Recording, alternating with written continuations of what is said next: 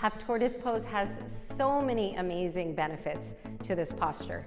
It's an inversion posture. Your head is below your heart, so it's an amazing posture for your heart. You're also stretching your entire body. You're really stretching through the arms, actively stretching through the arms, bringing your hips down at the same time, and you're stretching the deltoids, your trapezius muscles, your scapula, and it feels wonderful. Let me get into it so I can show you.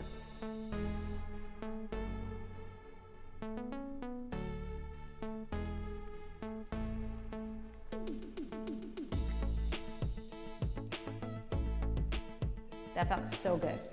So if you're working through injuries or you don't quite have the flexibility to get the hips down, let's talk about a few tips that you could do. Arms overhead, palms together, and come down. So from here, go ahead and bring your palms down towards the floor, and then just relax your upper body onto your legs. There you go, working the hips down.